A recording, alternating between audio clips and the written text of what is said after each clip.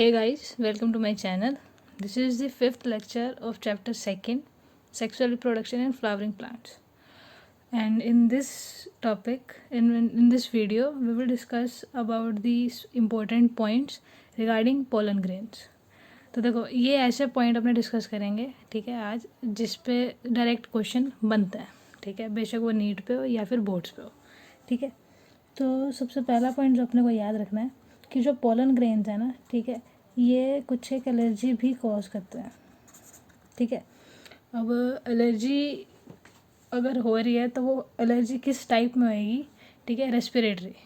तो अपन लिख सकते हैं कि द पोलन ग्रेन्स ऑफ, जरूरी नहीं है कि सभी के हो, तो pollen grain of many species cause allergies. और एलर्जीज याद रखना सीरियस भी हो सकती है, मे भी सीरियस, ठीक है, एलर्जीज एंड ब्रोंकियल इन्फेक्शन भी, ठीक है, एफ्लिक्शंस which leads to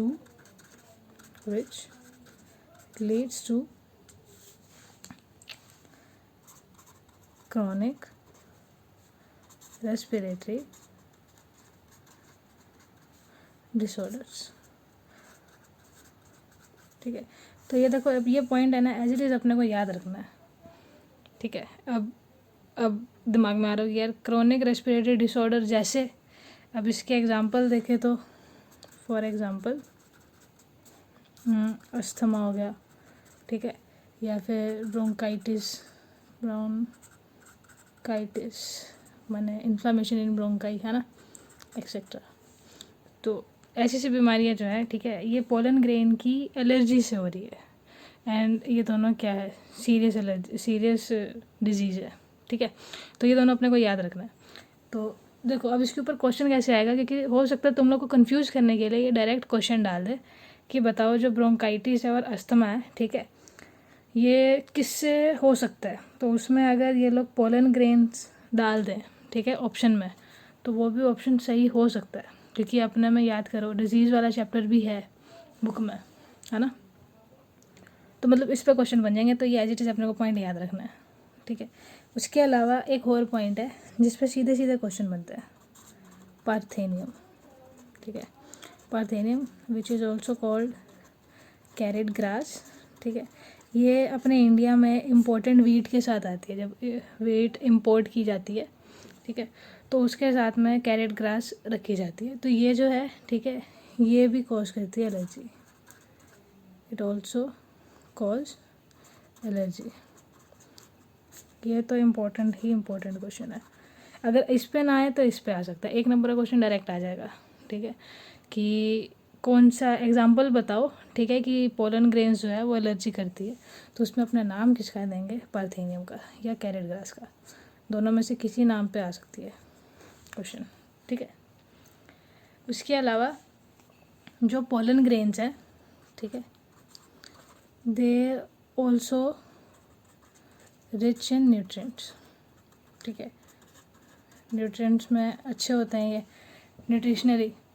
और लेटली मतलब इसके ऊपर काफ़ी सारी रिसर्च की गई थी, है ना, जिससे कि जो है ना ये एज ए फूड सप्लीमेंट भी रिकमेंड किया जाता है। तो अब लिख सकते हैं कि pollen grains also rich in nutrients and therefore it is recommended as food supplement, ठीक है। और इसके अलावा in the form of supplement, in the form of syrup हो गया, ठीक है, टैबलेट्स होगी, या फिर कोई भी एक्सेट्रा, किसी भी फॉर्म में मतलब दे सकते हैं, जरूरी नहीं खाली टैबलेट्स आएगी, सिरप के फॉर्म से भी आ सकते हैं, ठीक है। तो ये भी पॉइंट अपने को याद रखना है। ये तो इम्पोर्टेंट, बहुत ज़्यादा इम्पोर्टेंट है ये दोनों पॉइंट्स। और फूड सप्लीमेंट में तो किया ही है, ठीक है, इसको रिकमेंड। इसके अलावा ऐसा क्लेम भी किया गया है कि मतलब जो पोलन ग्रेन्स हैं, ठीक है, वो जो एथलीट्स की परफॉर्मेंस बढ़ाता है। अपने एनसीईआरटी में एग्जांपल दे रखा है कि it also claim that it increases the performance of athletes and race horses, है ना। तो ये पॉइंट भी याद रखना है, तो अपन लिख सकते हैं। And also claimed that it increases the performance of athletes and race horses, ठीक है।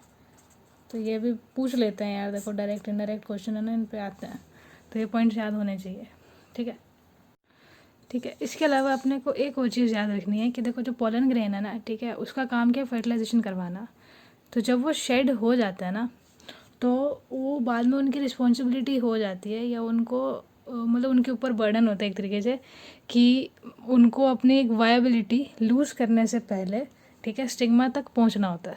वायबिलिटी दैट मीन्स कि उनकी एबिलिटी है ना टू फर्टिलाइज, तो वो जो कैपेसिटी है वो कहीं उनकी ख़त्म ना हो जाए, क्योंकि डिफरेंट स्पीसीज़ के अंदर, ठीक है, डिफरेंट वायबिलिटी होती है, ठीक है। अब वो देख लेते हैं कौन कौन सी है, कुछ अपने एनसीईआरटी में एग्जांपल्स दे रखे हैं, ठीक है। Different species and different viability, कैसे, अपने एनसीईआरटी में दे रखा है कि कुछ एक in some rice and wheat species, ठीक है।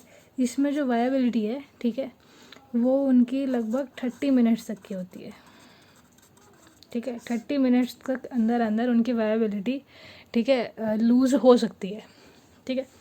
और कुछ एक मेंबर्स हैं, मेंबर्स ऑफ रोजेसी, स्पेलिंग देख लियो, रोजेसी या लेग्यूमिनेसी या फिर सोलेनेसी,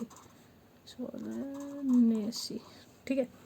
इनके अंदर जो वायबिलिटी है, ठीक है, it maintains for several months, ठीक है। तो ये दोनों एग्जांपल देने का मतलब क्या था एनसीईआरटी के अंदर, कि ये बताना है कि वायबिलिटी जो है, ठीक है, वो कितनी इंपॉर्टेंट है और स्पीसीज टू स्पीसी कैसे डिफ़र होती है, ठीक है। तो अपने को याद क्या रखनी है, देखो अब इसके ऊपर भी डायरेक्ट क्वेश्चन बनेंगे, ठीक है, यहाँ पर वायबिलिटी पे, कि बताओ राइस और वीट में कितनी वायबिलिटी होती है, और या फिर ये जो रोजेनेसी, लेग्यूमिनेसी और सोलेनेसी, इस पर कितनी वायबिलिटी होती है, ठीक है। तो ये भी अपने को याद रखना, डायरेक्ट क्वेश्चन यहाँ से उठता है एक एक नंबर के। और ये अपने याद रहेगा ही कि, चलो लिखते हैं कि व्हेन वंस पोलन ग्रेन, ठीक है, शेड, कि मतलब जब वो शेड हो जाते हैं, ठीक है, एंथर से, then they should have to land on stigma before they lose their viability, ठीक है, their viability if they have to bring fertilization। तो बेसिकली वायबिलिटी इतनी इम्पोर्टेंट है, ठीक है। और इसके अलावा एक लास्ट चीज़, ठीक है, एनसीईआरटी की, कि जो पोलन ग्रेन्स हैं, ठीक है, उनको अपने स्टोर करके भी रख सकते हैं, ठीक है। क्योंकि वैसे क्या देखो, एज ए फॉसिल अपने पढ़ा था कि स्पोरोपोलेनिन जो है, ठीक है, वो मदद करती है क्या नाम है, फॉसिल्स में मतलब काफ़ी सालों तक एज इट इज़ रहने की, पर वैसे अपने उसको स्टोर भी कर सकते हैं, ठीक है। तो वो जो स्टोर करेंगे अपने, तो वो करेंगे अपने लिक्विड नाइट्रोजन में, वो भी -196 डिग्री सेल्सियस के टेम्परेचर पे। तो ये इम्पोर्टेंट है, ये भी एज इट इज़ याद रख लेना, स्पेशली नीट वाले उनके लिए, वन वर्ड में बहुत अच्छे क्वेश्चन बनते हैं इस पर, ठीक है। तो ये अपने लिख सकते हैं कि एट दिस टेम्परेचर, है ना, एंड कंडीशन कौन सी, ये जो लिक्विड नाइट्रोजन वाली है, ठीक है, ये N2 है। Condition, the pollen grains can be preserved और या फिर स्टोर, ठीक है। और आगे उसको पोलन बैंक्स में या फिर ब्रीडिंग प्रोग्राम में यूज़ कर सकते हैं अपने, ठीक है। तो ये कुछ एक स्पेशल पॉइंट्स है regarding pollen grains. So that's it for this video. Till then stay safe, stay healthy.